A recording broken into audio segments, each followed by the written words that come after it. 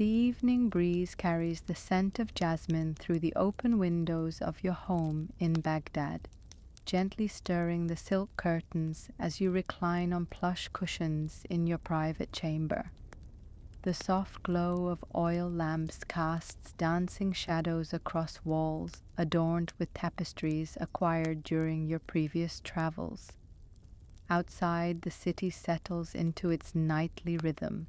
Distant calls of merchants closing their stalls, the occasional clip-clop of horses' hooves on cobbled streets, the melodic call to evening prayer echoing from nearby minarets. Several months have passed since your return from that extraordinary first voyage with Sinbad, where you narrowly escaped the Whale Island and found your way back to civilization. The memory of those adventures has mellowed like fine wine, the terror of certain moments now transformed into exciting tales you occasionally share with close friends over evening meals. Your wealth, significantly increased from that journey's profits, has allowed you to enhance your already comfortable existence in Baghdad. Your fingers absently trace the intricate patterns of a silver goblet as you sip sweet sherbet, cooled with snow brought down from distant mountains.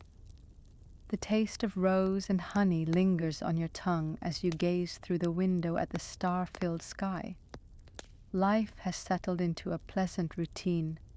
Mornings spent overseeing your business interests, afternoons devoted to scholarly pursuits or visits to the hammam, evenings enjoying the company of friends or the solitude of your well-appointed home.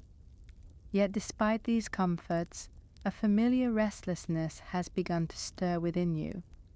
It starts as a subtle sensation, like the first ripple across a still pond, when you overhear travelers speaking of distant shores. It grows stronger when merchants display exotic goods from far-off lands, their stories of acquisition as valuable to you as the items themselves. By night, your dreams increasingly fill with images of billowing sails and unknown horizons. This morning you found yourself wandering through Baghdad's grand marketplace, almost without conscious intention.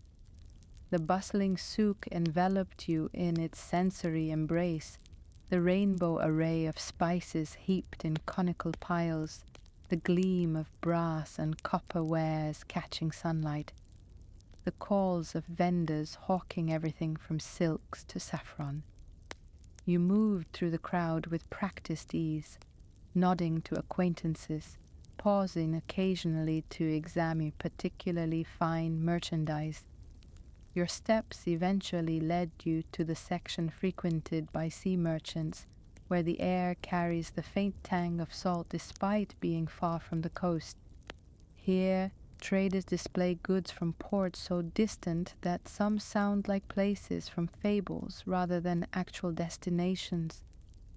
You found yourself lingering, listening to their tales of sea journeys, your heart quickening at descriptions of islands where birds speak like humans, or shores where the sand contains flecks of gold.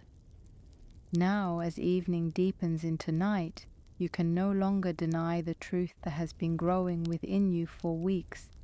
The longing for travel, for the occupation of trade in distant lands, for the thrill of seeing new countries and islands has taken root too deeply to ignore. Your comfortable life in Baghdad, for all its pleasures and security, has begun to feel like a beautifully decorated cage. The decision crystallizes in your mind with surprising clarity. You will voyage again, not out of necessity but from desire, a hunger to experience more of the world's wonders, to engage in the pleasure of trade, to test yourself once more against the unpredictable nature of fate. The thought brings both excitement and apprehension, but the former easily overwhelms the latter. Sleep eludes you that night, your mind too occupied with plans and possibilities. When dawn breaks, painting your chamber in soft golden light, you rise with purpose. The next several days pass in a flurry of activity as you convert a substantial portion of your wealth into goods suitable for trade. Fine textiles from local artisans, intricately worked silver, medicinal herbs known for their potency, and other items likely to fetch high prices in distant markets. You make inquiries at the riverside, seeking information about vessels preparing for long voyages. Fortune smiles upon you when you discover a handsome new ship with sails of sturdy canvas preparing for departure.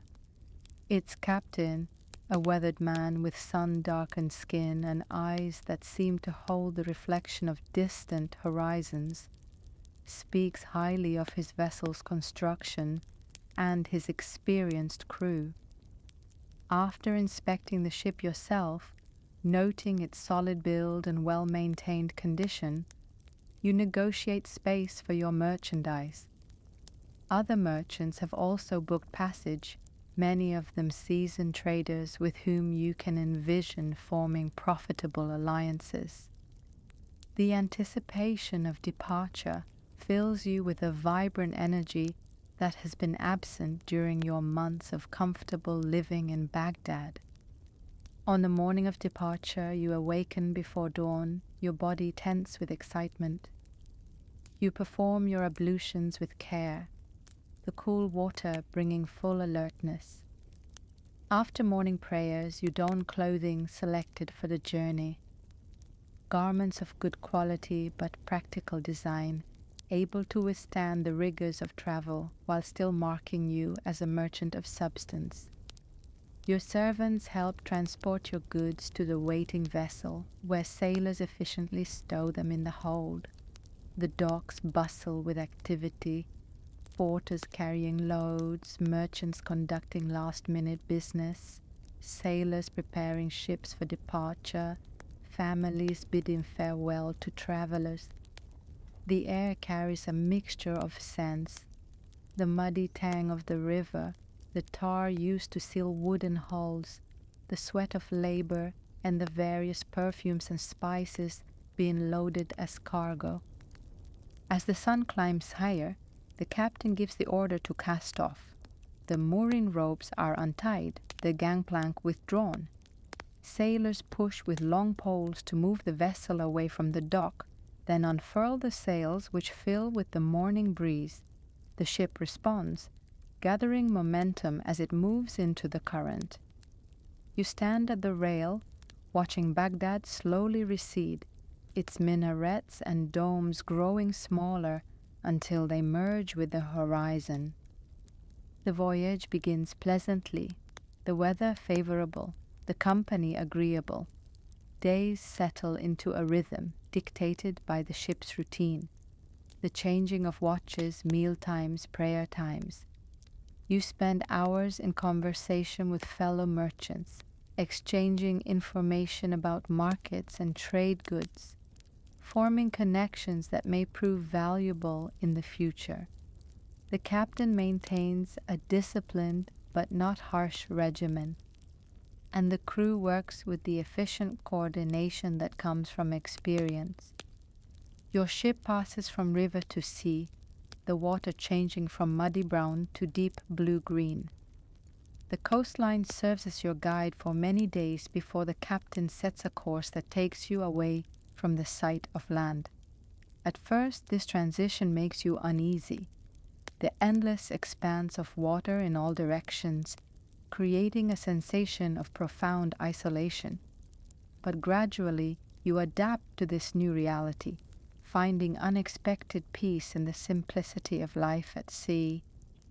The days blend into one another, distinguished mainly by subtle changes in weather, or the occasional sighting of another vessel in the distance. You develop sea legs, becoming accustomed to the constant motion of the ship. Your skin darkens under the sun despite the protective headgear you wear. The salt air permeates everything, your clothing, your hair, even the taste of your food. The journey continues without major incident, the ship stopping at various ports where you and the other merchants conduct trade. At each location, you disembark eagerly, absorbing the unique character of each place, the architectural styles, the local dress, the predominant languages, the distinctive foods. You sell some goods, acquire others, always with an eye toward profit, but also driven by curiosity about the items themselves and the cultures that produce them. After many weeks at sea, punctuated by these port visits, your vessel approaches an island of extraordinary beauty. Even from a distance, you can see lush vegetation covering its contours, the green so vibrant it almost hurts the eyes. As the ship draws closer, you discern fruit-laden trees swaying in the gentle breeze, flowers in riotous bloom, adding splashes of color to the verdant landscape. The captain announces his intention to anchor here for a day to replenish fresh water supplies and allow the crew and passengers some time on solid ground. A ripple of anticipation passes through everyone on board. After the confines of the ship, the prospect of walking freely, of stretching legs on unmoving earth, of experiencing new sights and sounds, creates a palpable excitement. When the anchor drops and the ship settles in a protected cove, small boats are lowered to ferry people to shore. You join the first group, eager to explore. As your boat approaches the beach, the island's details come into sharper focus, the fine white sand of the shore, the diverse trees forming a dense canopy just beyond, birds of unfamiliar species flitting among the branches, their plumage as colorful as the flowers they visit. Stepping onto the beach, you feel the warm sand yield beneath your feet, a delightful sensation after the unyielding wooden deck of the ship.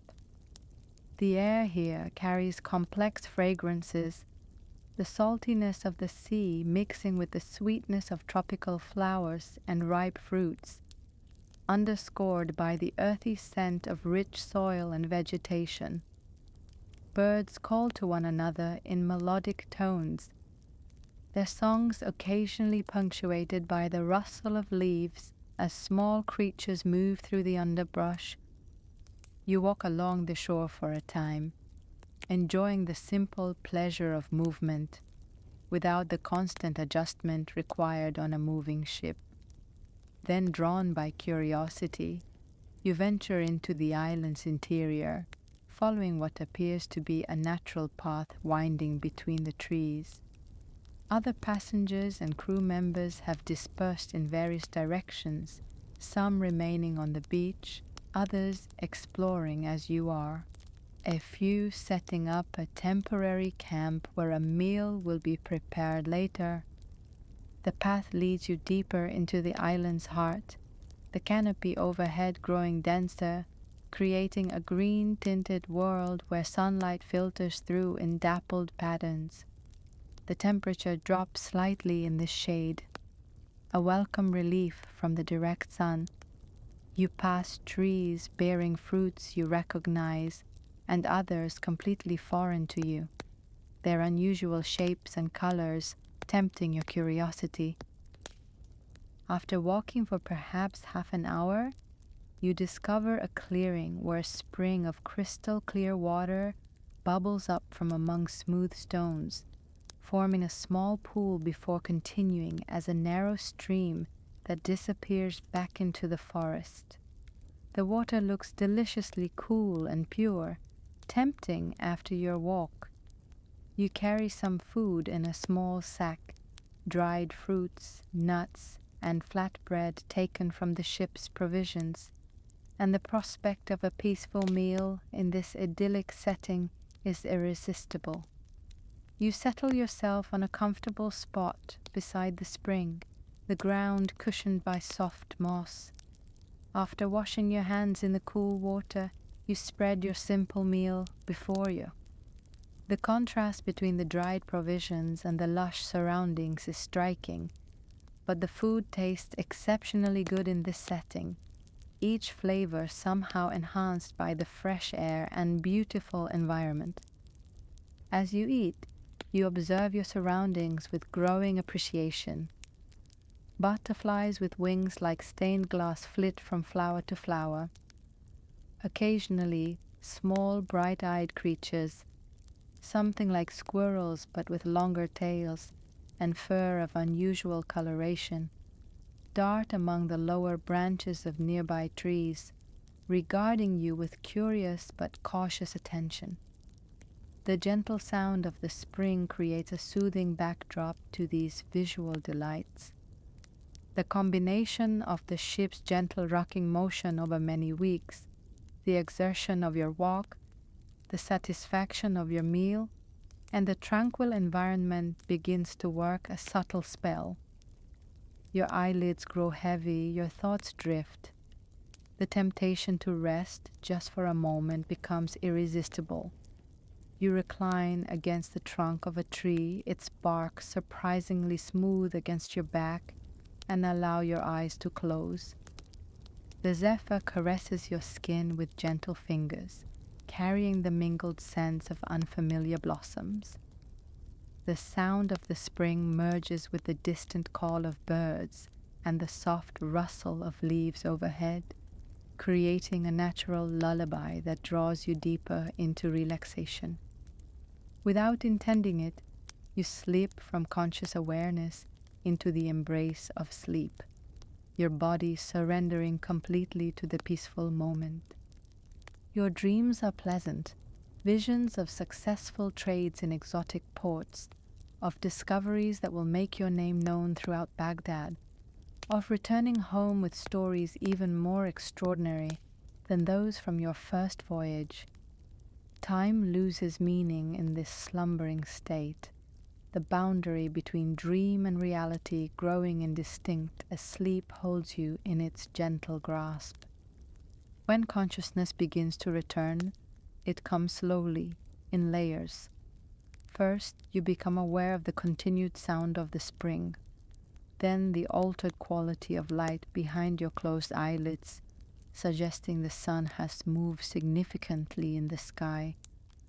Your body feels heavy with the lingering effects of deep sleep, your mind still partially adrift in dream fragments that dissolve as you reach for them. Finally, you open your eyes, blinking against the slanted afternoon light that penetrates the clearing. For a moment, disorientation clouds your thoughts, the unfamiliar surroundings requiring a few seconds to contextualize. Then memory returns, bringing with it the realization that you must have slept much longer than intended. A spike of concern prompts you to rise quickly to your feet. The captain had not specified exactly how long the ship would remain anchored, but surely they would not have departed yet.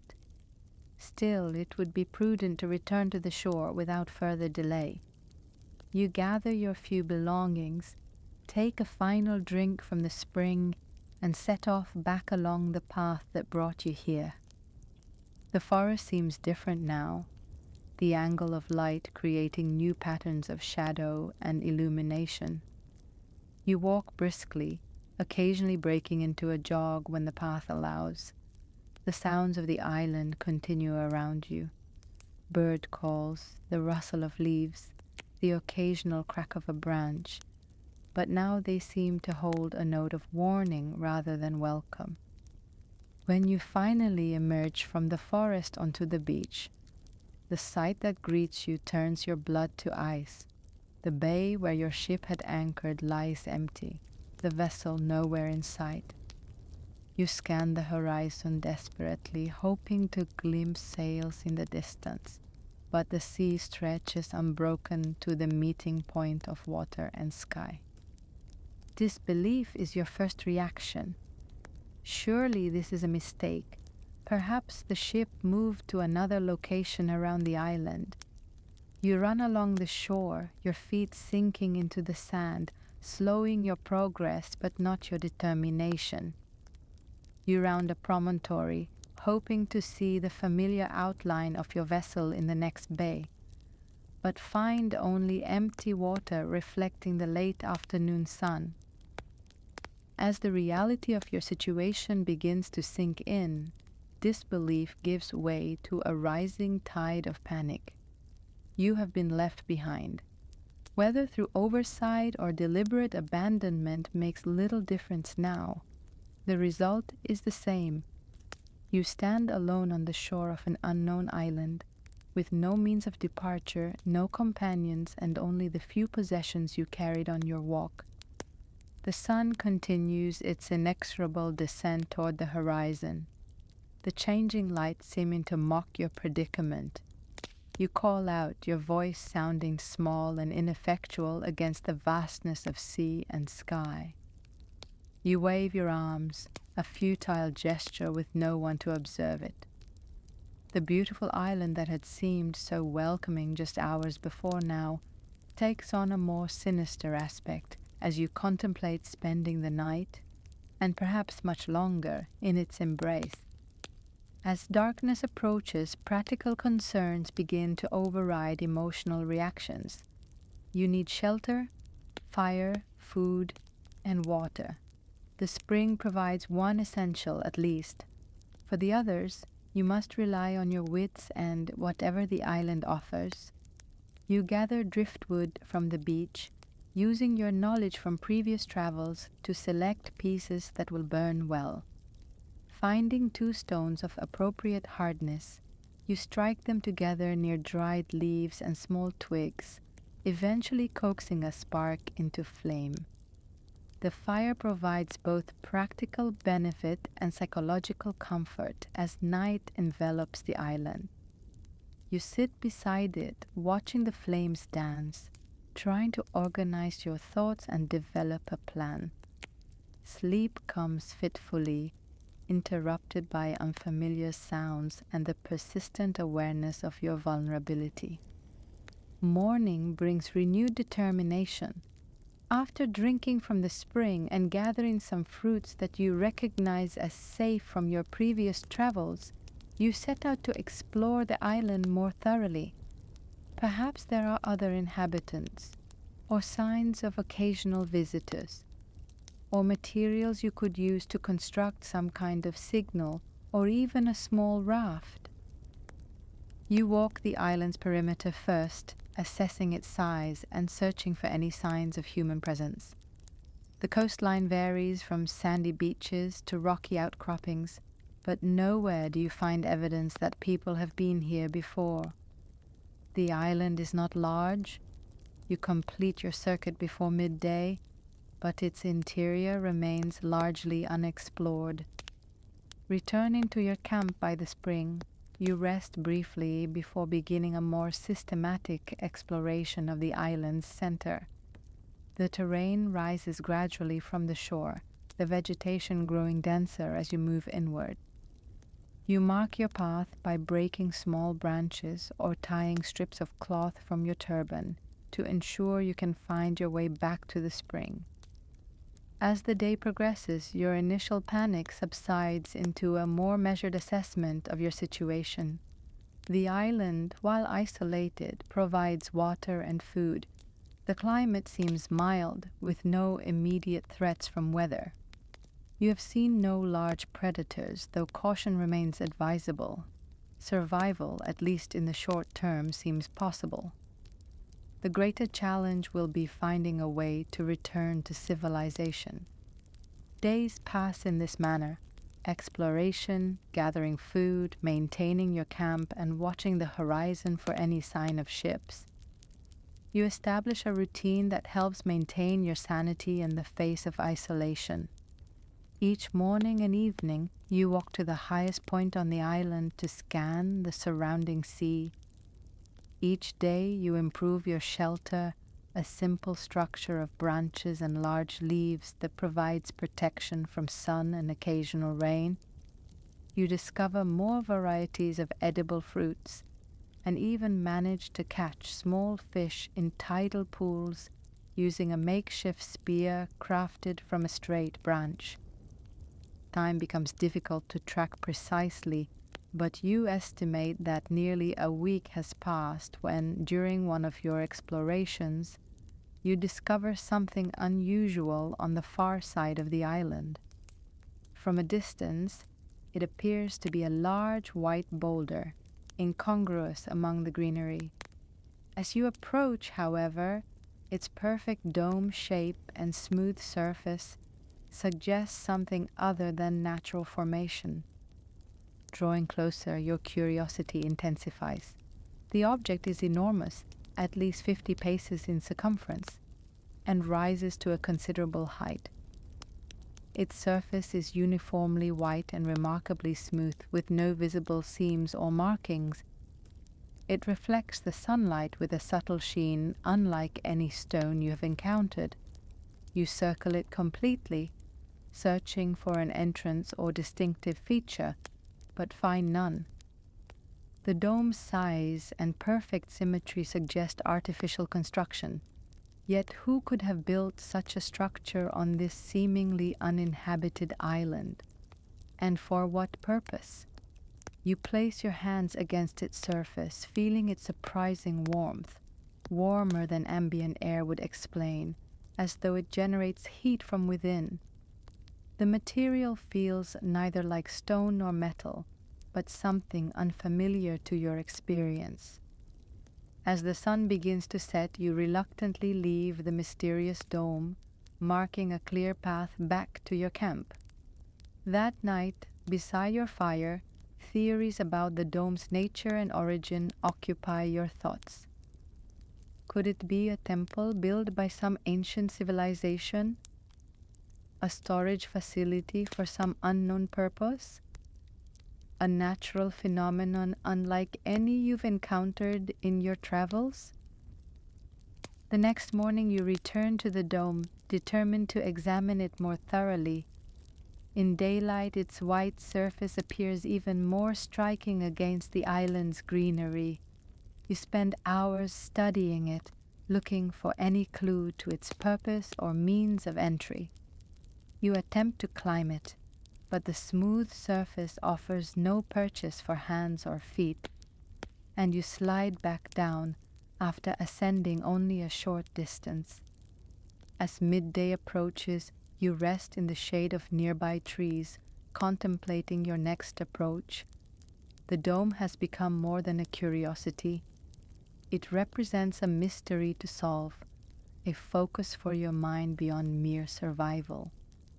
Perhaps there is some mechanism hidden in the ground around it, or a specific time when an entrance becomes visible. While pondering these possibilities, a shadow passes over you, brief but noticeable, like a cloud crossing the sun. You look up, expecting to see clouds gathering, but the sky remains clear and blue. Puzzled, you return your attention to the dome, only to be distracted moments later by another shadow, larger and more distinct. This time you stand and scan the sky more carefully. At first you see nothing unusual, just the vast blue expanse. Then a moving speck catches your attention. A bird, you assume, though it seems unusually large, even at what must be a considerable altitude. You watch as it circles, appearing to grow larger with each pass. Gradually, you realize that what you're seeing is not a bird at a normal height, but something of extraordinary size at a much greater altitude than you initially estimated. The creature continues to descend in wide circles, and as it draws closer, disbelief wars with the evidence of your own eyes. Its wingspan must be greater than the length of a large ship, its body massive in proportion. The shadow it casts now darkens a significant portion of the clearing as it passes overhead. With a mixture of awe and growing apprehension, you retreat to the edge of the clearing, seeking the partial concealment of the trees, while maintaining your view of both the dome and the sky. The giant bird, for despite its incredible size, is unmistakably avian in form, It continues its descent until it hovers directly above the white dome. Then, with a grace that belies its enormous bulk, it alights upon the dome, its massive talons finding purchase where your hands and feet could not. It folds its vast wings and settles into a posture that suddenly illuminates the mystery.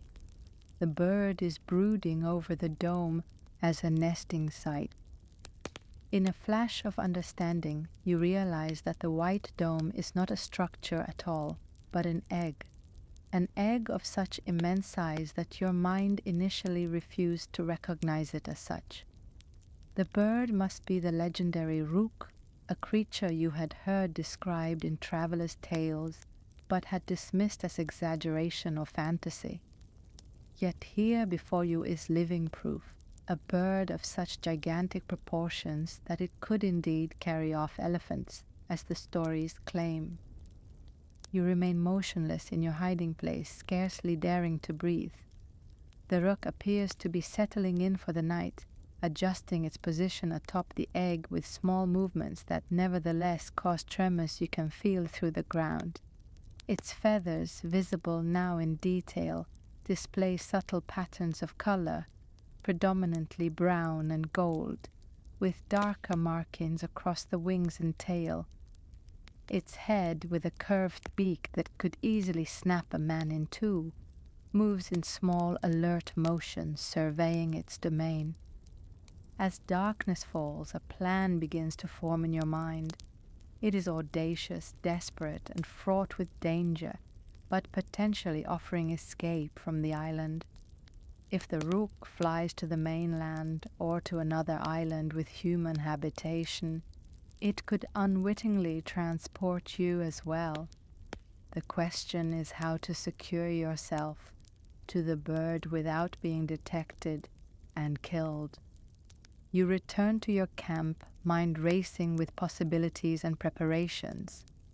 Sleep eludes you as you consider and discard various approaches.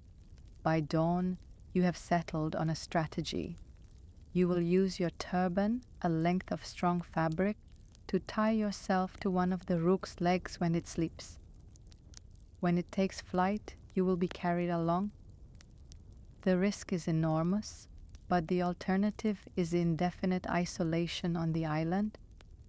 You spend the day gathering your few possessions and preparing mentally for the attempt. As evening approaches, you make your way back to the egg, moving with extreme caution. The rook is there, as you expected, settled atop its egg for the night. You wait at the forest's edge, watching for signs that the bird has fallen asleep. Hours pass, the moon rising to illuminate the clearing with silver light. Eventually, the rook's head tucks slightly, its breathing becoming deeper and more regular. Still, you wait longer, knowing that your life depends on the bird being fully asleep when you make your approach. Near midnight, judging the moment as favorable as it will ever be, you begin your approach. Moving with painstaking slowness, placing each foot with deliberate care to avoid making the slightest sound, you cross the open ground toward the enormous bird. Your heart pounds so loudly in your ears that you fear it might wake the rook, but the bird remains still, its breathing unchanged. When you reach one massive leg thicker than the trunk of a mature palm tree, you pause, gathering your courage. The leg is scaled like a reptile's, with talons at the end that could eviscerate you with the slightest twitch. With trembling hands, you unwrap your turban, its length fortunately substantial. Working with excruciating slowness, you pass the fabric around the leg and back to yourself, creating a secure loop. You wind the remaining length around your own waist, binding yourself to the bird with knots that you pray will hold during flight, but can be undone when necessary. Task completed, you now face a night of uncomfortable waiting tethered to the sleeping giant. You dare not sleep yourself, knowing that at any moment the rook might wake and take flight.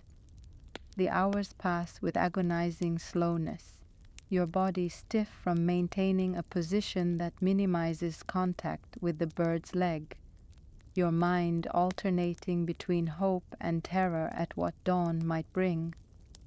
The first lightening of the eastern sky sends a jolt of anticipation through you.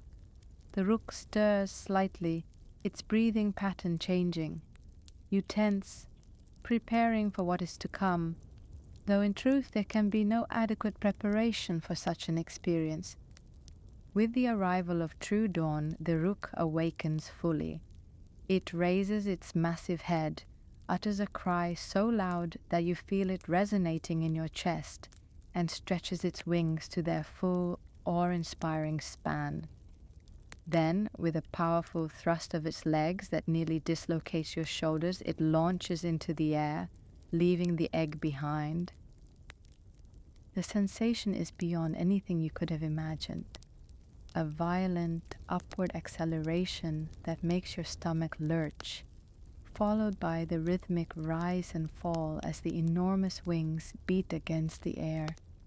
The island recedes below you with terrifying speed, soon becoming just one small green patch in the vast blue expanse of ocean. The wind tears at your clothing and skin, making it difficult to breathe. The cold intensifies as the rook climbs higher, the air growing thin enough to make your head spin. You cling to consciousness through sheer force of will, knowing that to faint might mean loosening your grip or failing to respond if the bird notices your presence.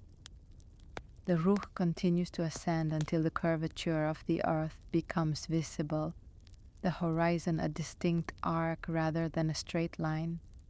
At this height, breathing becomes a conscious effort, each lung full of thin air providing barely enough sustenance.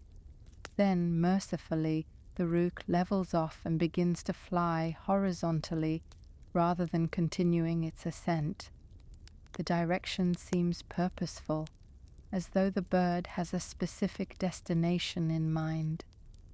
You can only hope that it leads to land with human habitation, or at least conditions where survival is possible.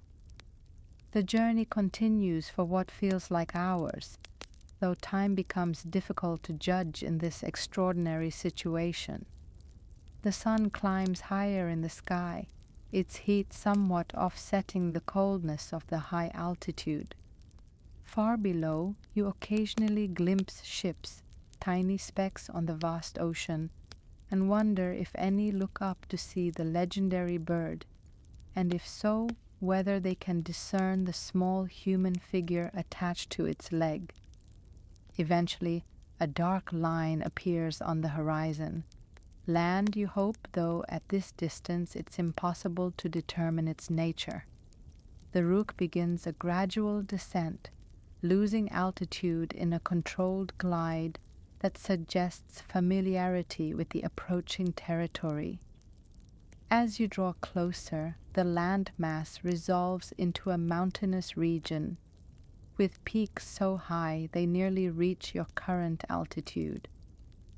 The rook aims for one particular mountain higher than its neighbors with a distinctive flat area near its summit. As you approach, you can see that this plateau is not natural but constructed, a massive nest made of tree trunks, branches, and other materials, some of which appear to be the remains of large animals. With a final powerful beat of its wings, the rook alights upon this nest. The impact of landing sends shock waves through your already battered body, but the secure binding of your turban prevents you from being dislodged. The bird settles, adjusting its position with small movements that to you feel like earthquakes. Now comes the critical moment. You must free yourself and move away from the rook before it notices your presence, or worse, takes flight again. With fingers numbed by cold and the long journey, you work at the knot securing you to the bird's leg. The task seems to take forever, each second fraught with the possibility of discovery. Finally, the last knot gives way and you are free. Moving with as much stealth as your exhausted body can manage, you crawl away from the rook, seeking the edge of the nest and some means of descending the mountain. The bird seems preoccupied, using its massive beak to adjust the arrangement of the nest materials, paying no attention to the small creature escaping its vicinity. Reaching the nest's perimeter, you peer over the edge and your heart sinks. The drop is sheer and immense, with no visible path down the mountainside from this point. You will need to circle the entire nest edge, looking for a more navigable descent route, all while avoiding attracting the rook's attention. As you begin this careful circumnavigation, the rook suddenly becomes alert, its head rising, its posture tensing. For a terrifying moment you think it has detected you, but its attention is directed elsewhere. It launches into the air with another ground-shaking thrust, circling once before diving toward something beyond your field of vision. Taking advantage of the bird's absence, you move more quickly around the nest's edge, finally discovering a section where the mountain's contour offers a possible descent route, steep and dangerous, but not the sheer drop that predominates elsewhere.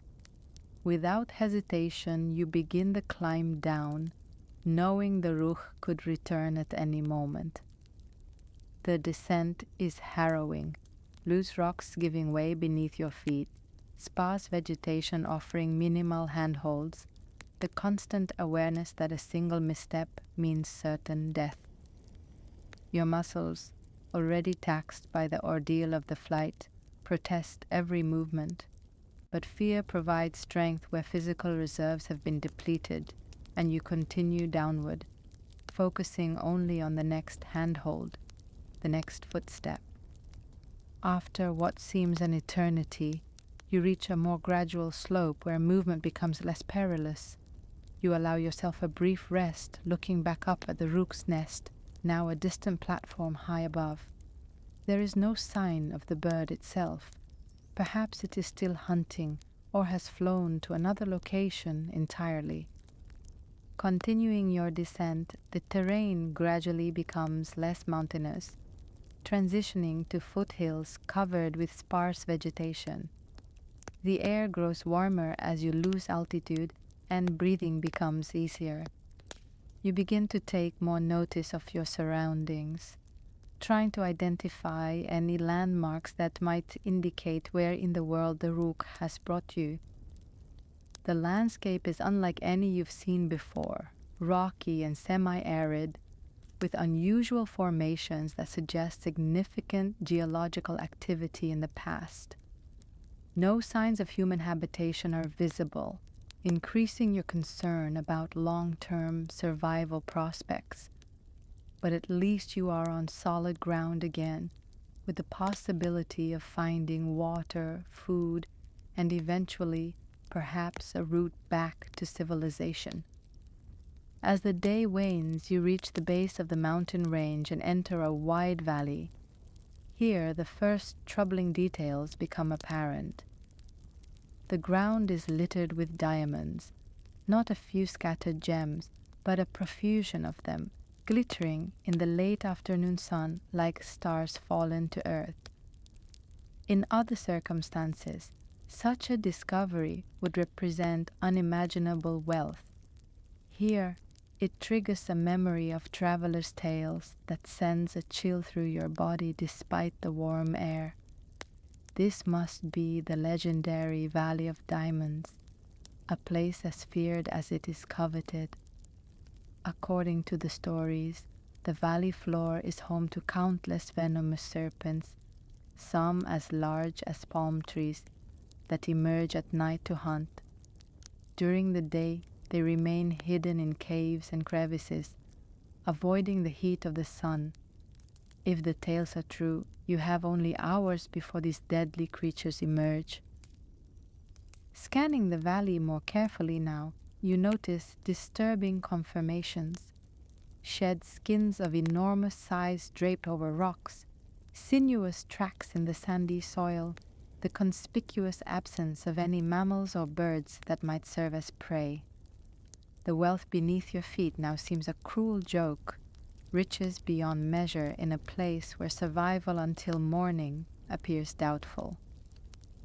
With renewed urgency, you search for shelter, somewhere elevated or protected where serpents cannot reach.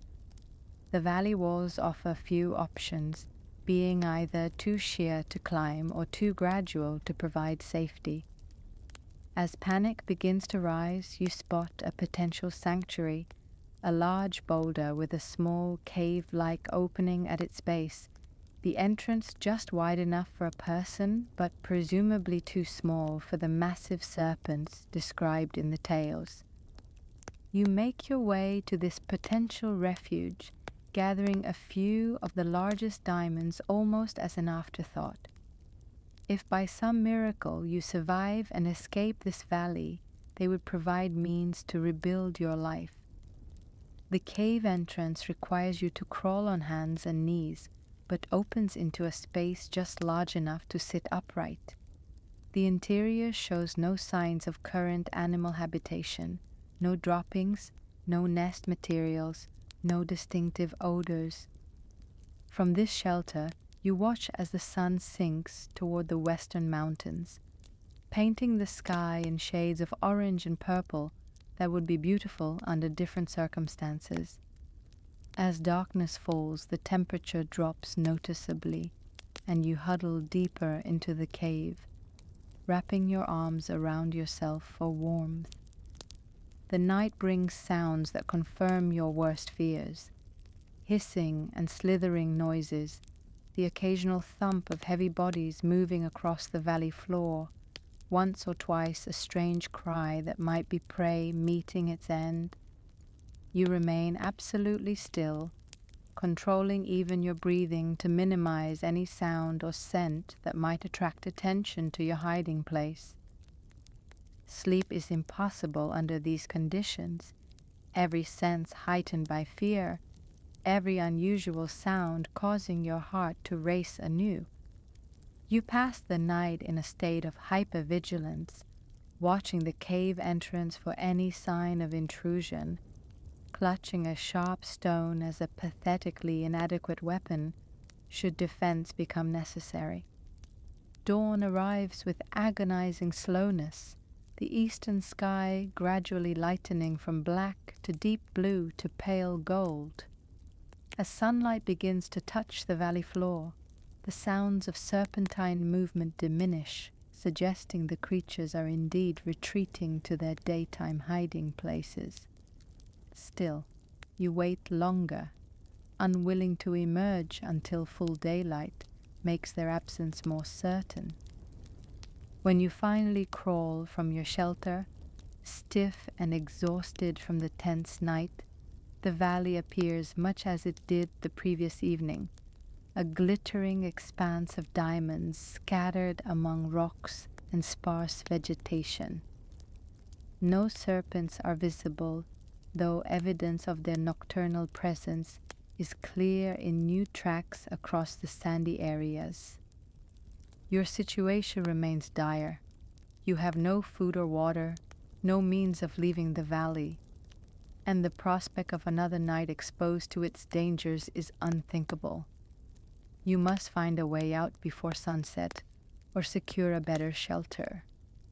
With this imperative driving you, you begin a careful exploration of the valley's perimeter, looking for any path that might lead to safer territory. Midway through the morning, a strange sound draws your attention skyward, a heavy object whistling through the air. Before you can react, a large bloody mass of meat crashes to the ground some distance away. Moments later, another follows, then another, falling in different parts of the valley. Bewildered, you watch as this bizarre rain of flesh continues briefly, then stops. The explanation eludes you until you recall another element of the traveler's tales about the Valley of Diamonds. Merchants who wish to collect the gems without entering the valley themselves use a particular strategy. They throw meat into the valley, and diamonds stick to it. Then vultures, seeing the meat from above, descend to carry it off, inadvertently transporting the adhered diamonds to locations where the merchants can safely retrieve them. This realization brings both hope and a plan. If you could somehow attach yourself to one of these pieces of meat, as you did to the rook's leg, a vulture might carry you out of the valley. The idea is desperate and dangerous. The birds are not rooks, but still large enough to potentially kill you if they perceived you as a threat to their meal. But facing certain death in the valley makes any chance of escape worth the risk. You position yourself near one of the larger pieces of meat that has fallen relatively close to your location. Already, you can see vultures circling overhead, their keen eyes having spotted the unexpected feast. You wait until they begin to descend, then rush to the meat and bind yourself to it using strips torn from your clothing, creating a secure attachment while leaving your limbs free. The wait seems interminable, though in reality, it's only minutes before a massive vulture descends toward your position. The bird lands with surprising delicacy given its size, then approaches the meat with a wary eye. Your heart pounds as it inspects its prize, terrified that it will notice you and attack or abandon the meat entirely. But hunger apparently overrides caution, and the vulture seizes the meat in its powerful talons, including you in its grasp. The sensation of being lifted is both terrifying and exhilarating, less violent than the rook's takeoff, but still a jarring experience as the ground falls away beneath you. The vulture's flight path takes you up and out of the valley, over a ridge of mountains, and toward what appears to be a more hospitable landscape beyond. You can see other vultures following similar trajectories, each carrying their bloody prizes to what must be a feeding ground. As the bird begins to descend toward a relatively flat area, you hear a sudden commotion. The vulture reacts with alarm, releasing its cargo, including you, from a height still sufficient to cause injury if you land badly. You hit the ground hard but manage to roll, dispersing some of the impact. Dazed but conscious, you quickly untie yourself from the meat and scramble away, unsure what new threat awaits. To your astonishment, you see men approaching, actual human beings, the first you've encountered since being left on the island. They stop short when they see you, clearly as surprised by your presence as you are by theirs. One man, apparently the leader, steps forward cautiously. He speaks in a language you don't recognize, then tries another and another. Finally, he attempts Arabic, asking who you are and how you came to be attached to the meat his men used to collect diamonds. The relief of encountering fellow humans combined with the physical and emotional exhaustion of your ordeal makes it difficult to respond coherently at first. But gradually, you manage to explain your extraordinary journey, the abandoned island, the Rook, the Valley of Diamonds, and your desperate gambit for escape. The merchant listens with increasing amazement, occasionally translating parts of your tale for his companions, whose expressions reflect disbelief giving way to awe. When you finish your account, the merchant shakes his head slowly, remarking that in all his years of trading he has never heard a story to equal yours. He introduces himself as a diamond merchant who, along with his colleagues, uses the vulture method to collect gems from the valley, exactly as you had surmised. They come to this region annually, following a route known to few outsiders, to engage in this dangerous but profitable enterprise. When you show him the diamonds you collected from the valley floor, his eyes widen at their size and quality. He offers to purchase them from you, but you negotiate instead for passage with his caravan back to inhabited lands, plus a fair share of the proceeds when the gems are eventually sold. The merchant agrees, recognizing both the value of the diamonds and perhaps feeling some obligation to assist someone who has survived such extraordinary circumstances. The merchant caravan remains in the area for several more days, continuing their diamond collection. You rest and recover your strength, gradually adjusting to human company again after your isolation. The merchants share their food and water generously, and you learn more about the region and the long journey that lies ahead before reaching familiar territories. When the collection period ends, the caravan begins its homeward journey. The route takes you through varied landscapes, barren mountains giving way to more fertile valleys, then to forests of increasing density and diversity. At one point, you pass through an island with camphor trees of enormous size, where the valuable resin is harvested by making incisions in the upper portions of the trunks. In this same region, you witness the rhinoceros, a beast you had heard described but never seen, with its single horn and massive body. The merchants explain that these creatures sometimes impale elephants on their horns, carrying them until the elephant's fat, melted by the sun, runs into the rhinoceros's eyes and blinds it.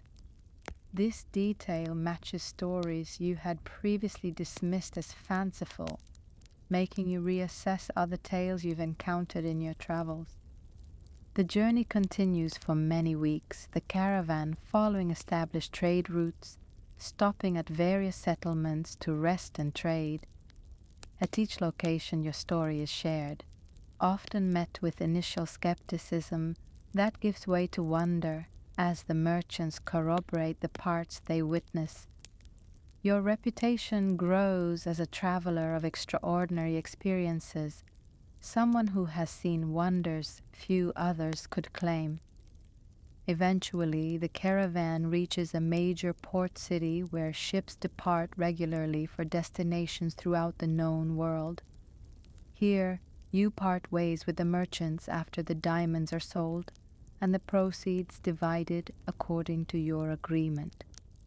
The wealth you now possess is substantial, enough to purchase passage on a fine vessel bound for regions that will eventually allow you to return to Baghdad, with considerable funds remaining for whatever future you choose to pursue. The sea journey homeward is mercifully uneventful compared to your recent adventures.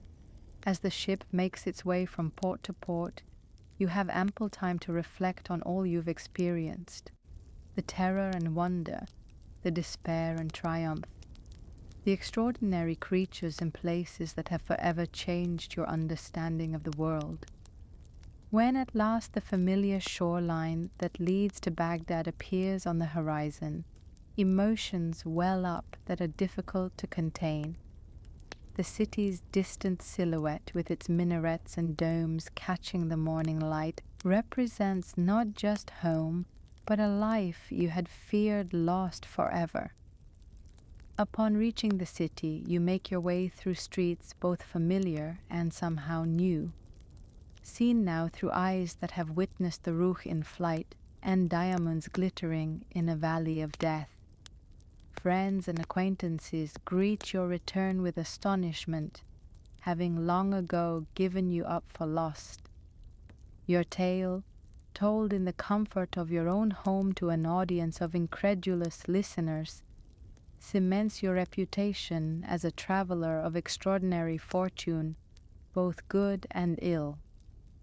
In the quiet moments when the excitement of return has faded and you are alone with your thoughts, you find yourself drawn to the window, gazing at the night sky and wondering about the Ruch on its distant mountain, the serpents in their diamond-studded valley, the island where your second voyage took its unexpected turn, the comfortable furnishings of your Baghdad home, the familiar sounds of the city, the security of walls and doors. All are appreciated with a depth impossible before your journey. Yet even as you savor these comforts, you know that somewhere deep within, the seed of wanderlust remains dormant but not dead, waiting for the season when it will once again send shoots of curiosity and restlessness upward toward the light. For now, though, you are content to rest, to share your tale with those who wish to hear it, and to dream of wonders seen and those perhaps yet to be discovered on voyages still to come,